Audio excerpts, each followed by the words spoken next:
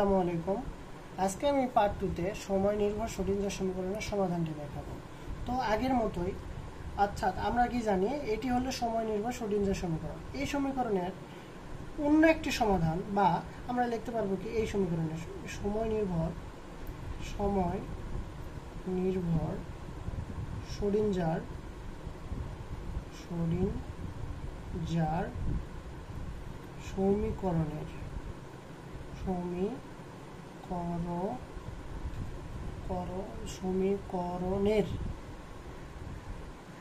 সমীকরণের পূর্ণ রূপ হলো ওই যে আমি আগের সমীকরণে এখানে যে করাইলাম না, যে পার্ট 1 যে সমাধান করাইলাম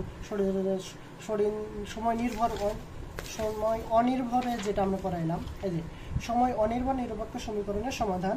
এই যে আমরা যে সমীকরণটা লিখলাম এটা হচ্ছে ওই একটা সমীকরণের অন্যরূপ, মানে সময় অনির্ভর সমীকরণের একটি অন্যরূপ। তো আমরা অন্যরূপটা কি, সাই এখানে এক্স বা আর আমরা এক্স ধরলাম, x t is equal two কি সাই এক্স, তাহলে আমরা কি ধরলাম এখানে সাই এক্স কমা এখানে এফ টিও ধরতে পারি বা সাই টি যা যেটা মন চায় এটা, তাহলে এটা আমরা 1 নম্বর সমীকরণ দিলাম। এখন আমরা করবো কি, এই 1 নম্বর সমীকরণটাকে আমরা এক্স এর সাপেক্ষে 2 বার অন্তরীকরণ করবো আর টির সাপেক্ষে 1 বার অন্তরীকরণ করবো। তাহলে 1 নং সমীকরণকে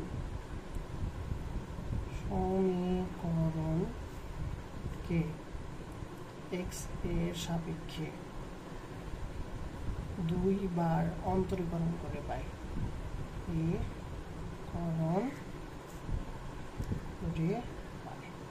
তাহলে 2 বার অন্তরীকরণ করবো এক্স এর সাপেক্ষে, তাহলে d psi divided by d x is equal to, তাহলে এটা তো কনস্ট্যান্ট মান, তাহলে এফ টি বাই বের হয়ে আসলো, তাহলে এইটুকু পাবো d psi divided by d x. আমরা এটা পাইলাম। আবার কি, আবার একবার অন্তরীকরণ করবো, তাহলে আবার এক্স এর সাপেক্ষে আবার অন্তরীকরণ করলে পাবো d square psi divided by d x square is equal to f t বাইরেই থাকবে, আর এখানে পাবো d square psi divided by d x square. আশা করি আপনারা সবাই বুঝছেন এই পর্যন্ত। তাহলে 2 নম্বর সমীকরণ, তাহলে আমরা এক্স এর সাপেক্ষে 2 বার অন্তরীকরণ, আর কার সাপেক্ষে অন্তরীকরণ করবো, টি এর সাপেক্ষে 1 বার করবো আবার, এবং 1 নং সমীকরণকে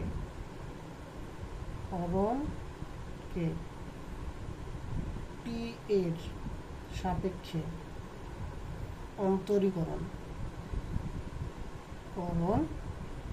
করে, তাহলে টি সাপেক্ষে অন্তরীকরণ করলে পাবো d psi divided by d t is equal to t সাপেক্ষে করবো, তাহলে সাই এক্স কনস্ট্যান্ট, তাহলে সাই এক্স কনস্ট্যান্ট থাকলে আমরা পাবো d f divided by d t, এটা আমরা পাচ্ছি।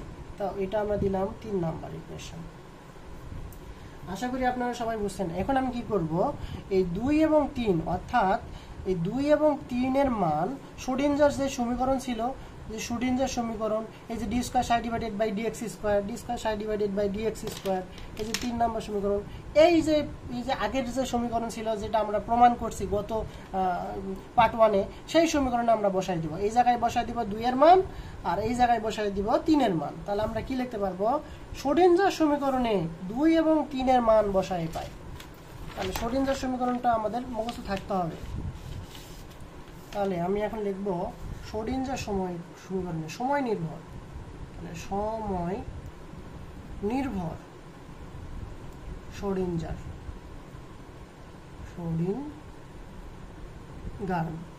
সমীকরণে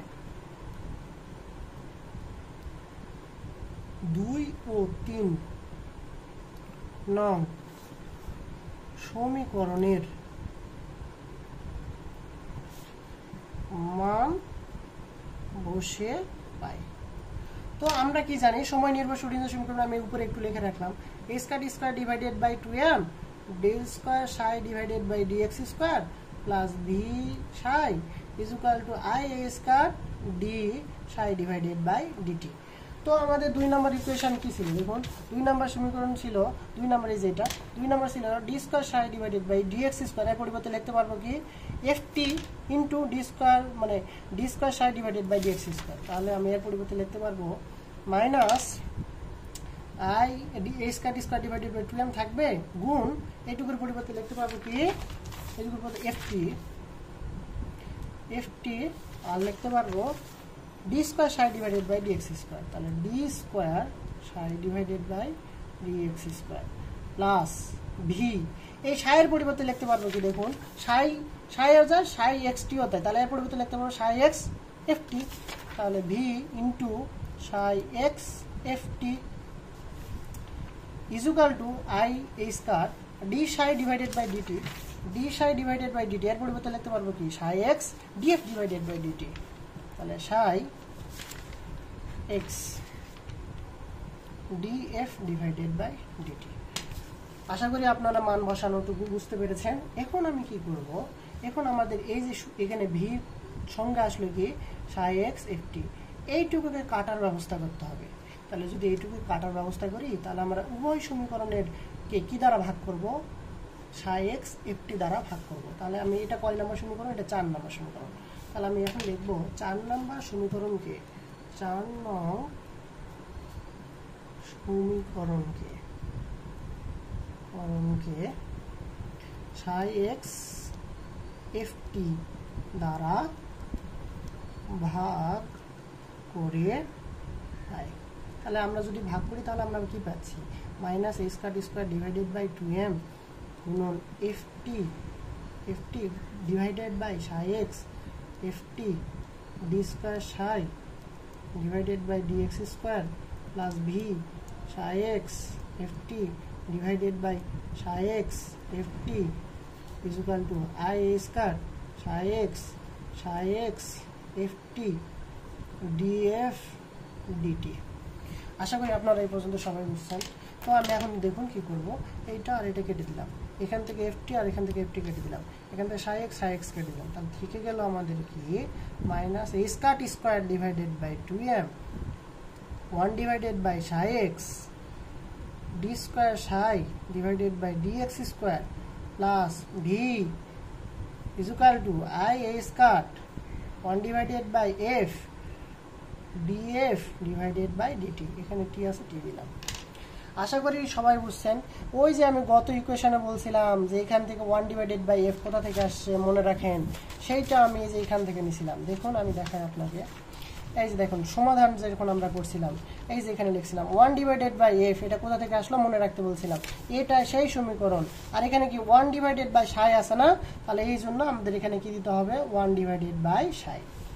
আর এইটার সমাধান আমরা কি নিছিলাম, ই নিছিলাম না, তাহলে এর পরিবর্তে এর সমাধান চলে আসবে আমাদের সাই, শুধু সাই আসবে, যেহেতু ই এর পরিবর্তে আমাদের শুধু সাই লিখলে চলবে, এখানে ইউ লিখলেও কোনো সমস্যা নেই।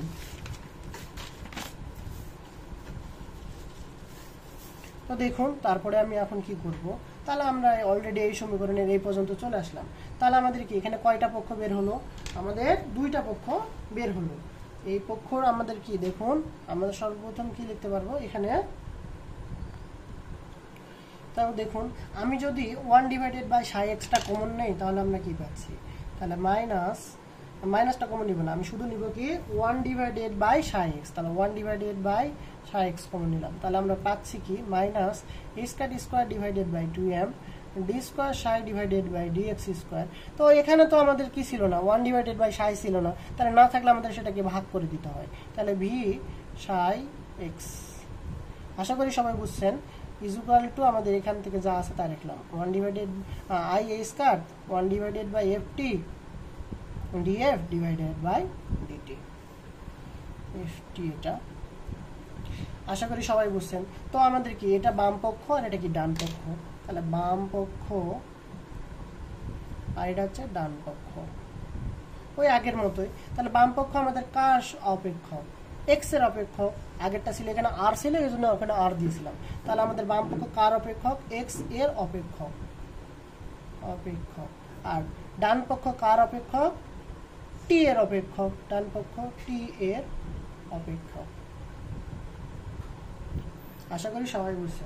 তাহলে কি এই দুটা যদি পরস্পর সমান হতে হয় তাহলে কি করতে হবে, এই দুটা সমীকরণের বাম পক্ষের ডান পক্ষ একটা নির্দিষ্ট কোনো ধ্রুবকের সমান হতে হবে। তাহলে আমরা কি লিখব এখন, বা এখানে বাম পক্ষ ও ডান পক্ষ পরস্পর সমান হতে হলে একটি নির্দিষ্ট ধ্রুবকের সমান হতে হবে। ধরি সেই নির্দিষ্ট ধ্রুবকটি ই, ধরি সেই নির্দিষ্ট ধ্রুবকটি হলো ই। আশা করি এই পর্যন্ত সবাই বুঝছেন। তাহলে আমি এখন কি লিখতে পারবো, এই সমীকরণের সমাধান তাহলে ই, তাহলে আমি এখন লিখতে পারবো, অতএব আমি লিখতে পারবো 1 divided by psi x minus a square t square divided by 2m d square psi divided by d x square plus 1 divided by psi x into v is equal to আমি লিখতে পারবো কি ই। এটা সমান যেহেতু হতে হবে, আবার এটা কি লিখতে পারবো এবং এইটুকুর পরিবর্তে ই লিখতে পারবো। তাহলে i a square 1 divided by f t d f divided by d t is equal to e. তাহলে এটা আমরা দিলাম কত নাম্বার, এটা আমাদের সমীকরণ 4, এটা 5 এবং এটা 6। তাহলে অতএব 5 নম্বর ইকুয়েশন আমি দেখাইছি, 5 নম্বর ইকুয়েশনের সমাধান কি হবে, সাইয়ের সমান। তাহলে 5 নং সমীকরণের সমাধান হবে সাই এবং 6 নং সমীকরণের সমাধান হলো, তাহলে আমাদের 6 নম্বর সমীকরণটা সমাধান করতে হবে। তাহলে i a square 1 divided by f t d f divided by d t d f divided by d t is equal to আমাদের আসতেছে কি ই। আচ্ছা, তাহলে দেখুন আমি যদি এই এফ আর এই এফ একসঙ্গে নিই তাহলে আমরা কি পাচ্ছি, তাহলে আই এ স্কয়ার ডিএফ শুধু এফ নিলাম, টি বাদ দিলাম যেহেতু টি সাপেক্ষে, এটা বোঝাই যাচ্ছে। তাহলে আমাদের এখানে কি পাচ্ছি 1 ডিভাইড, আচ্ছা এই ডিটিটা আমি ওর পাশে গুণ করে দিলাম, তাহলে আমরা কি পাচ্ছি ই ডিটি। আচ্ছা, তাহলে আমরা এখানে d f divided by f is equal to, এটা আমি এখন এটা জায়গায় পাশে ভাগ করে দিব, তাহলে আমরা কি পাচ্ছি e divided by i a square d t. এখন এই সমীকরণটাকে আমরা কি করব, ইন্টিগ্রেশন করব। তাহলে ইন্টিগ্রেশন করলে আমরা কি পাচ্ছি দেখুন, আমরা পাচ্ছি, আচ্ছা তাহলে ইন্টিগ্রেশন করলাম d f divided by f is equal to e divided by i a square integration d t. আচ্ছা, এটাকে আমি যদি ইন্টিগ্রেশন করি তাহলে কি আমরা জানি 1 divided by x d x, এটা ইন্টিগ্রেশন করলে পাবো কি লন এক্স, তাহলে ওই একই জিনিস পাবো এখানে। তাহলে লন এক্স এর জায়গাতে আমরা এফ ইজ ইকুয়াল টু, দেখুন তো বন্ধুরা আমরা নিচে কখনো আই রাখবো না, তাহলে উপরে নিব, তাহলে উপরেও আই দ্বারা গুণ করবো, নিচেও আই দ্বারা গুণ করবো, তাহলে ই গুণন আই গুণন আই এই স্কয়ার, তাহলে এই দুই আই মিলে কি হয়ে যাবে, আর এখানে আমি ইন্টিগ্রেশন করলে পাবো শুধু, ইন্টিগ্রেশন তো করবো, তাহলে ইন্টিগ্রেশন করলে পাবো শুধু টি। তাহলে আমরা কি পাচ্ছি লন এফ ইজ ইকুয়াল টু এই আই আর আই গুণ করলে আই স্কয়ার ইকুয়াল টু -1, তাহলে minus R I e t. আশা করি এই পর্যন্ত সবাই বুঝছেন। আচ্ছা, তাহলে আমরা এখন জানি লন যদি সমান চিহ্নের পাশে চলে যায় তাহলে ই টু দি পাওয়ার পাবো, তাহলে e to the power minus i e t. আশা করি আপনারা সবাই এই পর্যন্ত বুঝছেন। আচ্ছা, তার এখানে তো এই স্কার্ট ছিল একটা, এই স্কার্ট এখানে দেখা যাচ্ছে না, তাহলে এই স্কার্ট তো এখানে ছিল, তাহলে এখানে ভাগ হয়ে যাবে কি এই স্কার্ট। তাহলে আমাদের এই পর্যন্তই আমরা চলে আসলাম। অর্থাৎ এফ এর মান এখন কোথায় বসে দিব আমরা, ওই যে 1 নম্বর সমীকরণ আমরা ধরে নিছি, দেখুন এই যে 1 নম্বর সমীকরণ, এই 1 নম্বর সমীকরণে সাই আর এফ এর মান বসে দিব। তাহলে অর্থাৎ 1 নম্বর সমীকরণে এখন 1 নম্বর সমীকরণ হতে পাই 1 নং সমীকরণ হতে পাই। তাহলে 1 নম্বর সমীকরণ হতে পাই কি পাবো, psi x t is equal to psi x, আর এফ টির পরিবর্তে আমরা লিখতে পারবো e to the power minus i e t divided by এই স্কয়ার। আশা করি আপনারা সবাই এই পর্যন্ত বুঝছেন।